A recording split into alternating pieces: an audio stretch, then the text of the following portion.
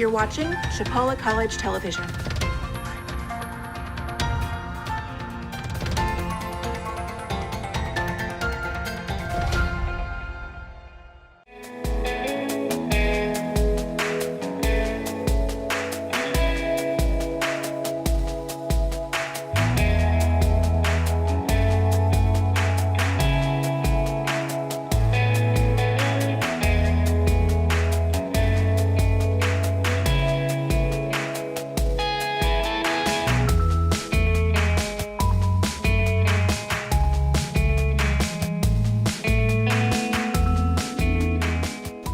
My name is Meg, and this is my husband Brad, and you guys are at Cindale Farms, and we are an operating dairy farm. I don't know how many of you have ever been on a dairy farm before. I say, okay, I figured this crowd would have at least spent some time on a dairy, if not grown up on a dairy farm. Just a little background on the dairy industry in Florida. Most people don't realize that it is a rather large industry. Florida ranks 19th out of all the states in dairy production. There's approximately 123,000 dairy cows in the state, and they produce about 2.4 billion pounds of milk every year, which is around 277 million gallons. So a lot of milk coming out of the state. Most people think of Florida as palm trees and Mickey Mouse ears, but there's a lot more to it. There's also, aside from dairy, this are not our cattle over here, but there's a large beef industry within the state as well.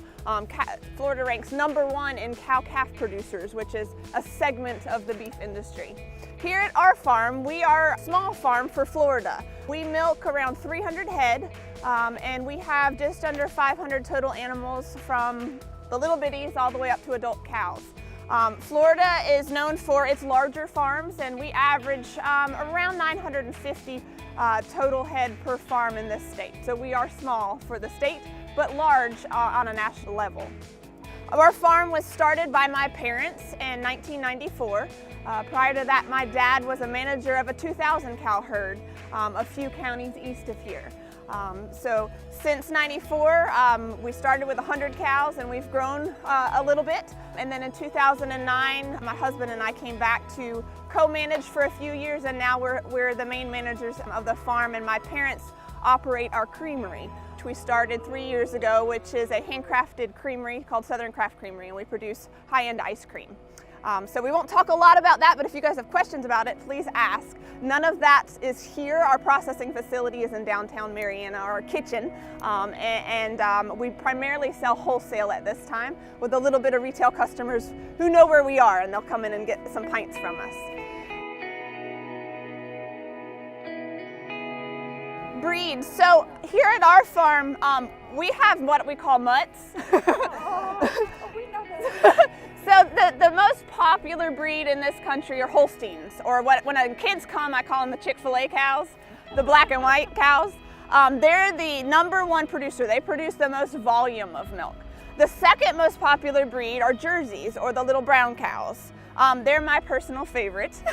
I showed them growing up. I think they're beautiful. So when my husband and I came back, my dad was milking primarily Holsteins.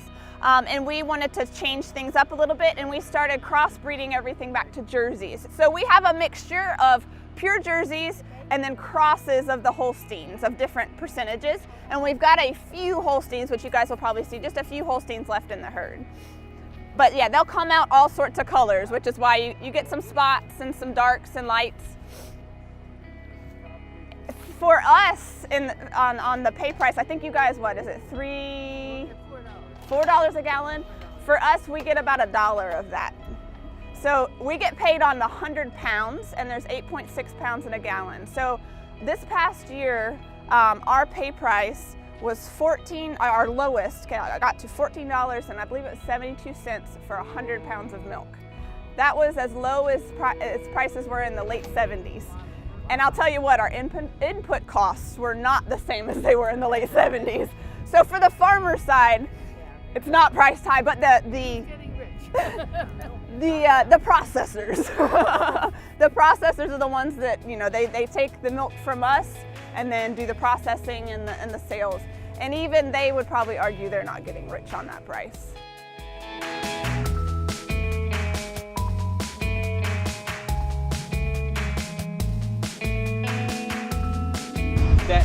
bite for the cow is the same as the last bite. But they're a lot like little kids, and they're gonna sift through and try to find the sweets first. So they're gonna kick they like to kick the vegetables off to the side.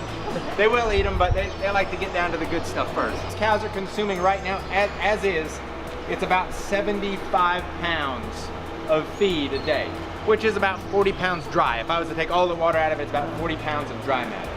So, you look, these are our cows. These are, as Meg said, she referred to them as our mutts. You know, they all look very, very different in here. When we came back, 80% of our herd were Holsteins, so they were black and white, and there's no really good looking Holstein around. Kind of down the feed line, there's one. So they were all black and white. Well, we started using Jersey bulls, like Eclipse over there, when we came back, and we actually bought a load of Jersey cows in. So now, when you put a Jersey bull with a Holstein cow, you get cows that come out looking solid black. They can come out looking like 458 there, kind of brown and black and white. Or sometimes they look like a Holstein black and white. Or sometimes they come out looking straight Jersey. So all of these cows in here, we have about 7 straight Holsteins left in the herd, but everything else is a cross or a Jersey.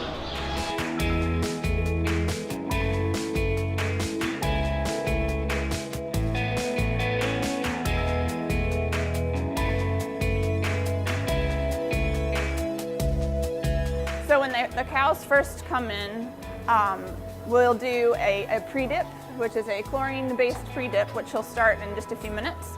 He'll go through and do the first 6, and he'll dip each teat end. What that does is help kill any bacteria or pathogens that might be on that teat end, and it needs to stay on for at least 30 seconds. After he has dipped each teat end, then he'll come back and he will strip a small amount of milk out of each quarter to make sure that the milk is of adequate quality. Any flakes or off color, that cow will be marked and pulled to the side for closer examination at the end of our milking process. After he has done his pre-strip of each quarter, then he'll come back with a dry rag, dry clean cloth, and clean off each teat end, and then the milking unit can be hung. It's attached, she of course has an udder and then 4 teats, and each one of them is independent of each other and produces milk independently. So it's flowing down, there's a vacuum and then a pulsation applied to the milking unit to stimulate that of a calf nursing.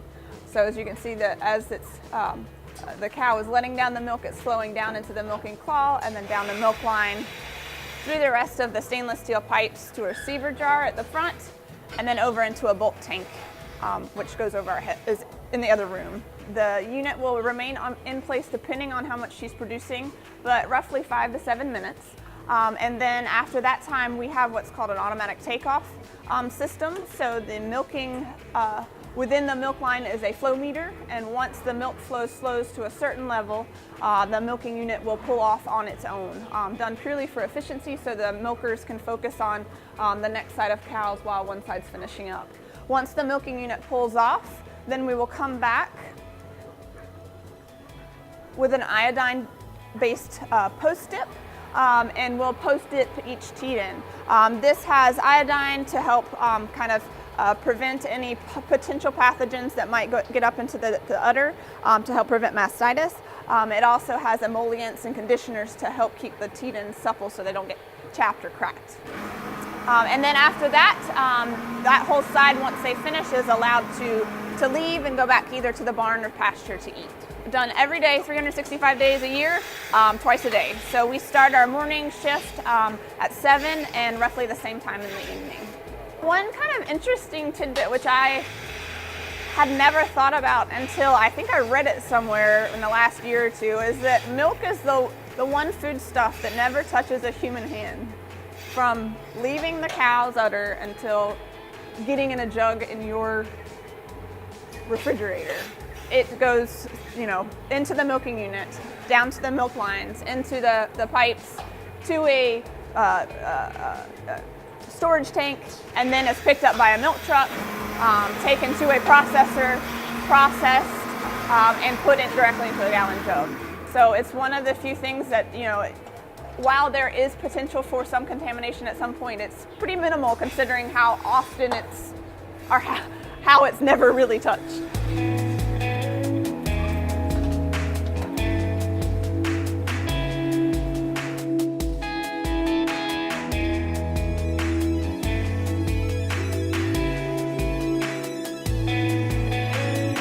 Thanks for coming out and seeing how we produce the milk from our cows.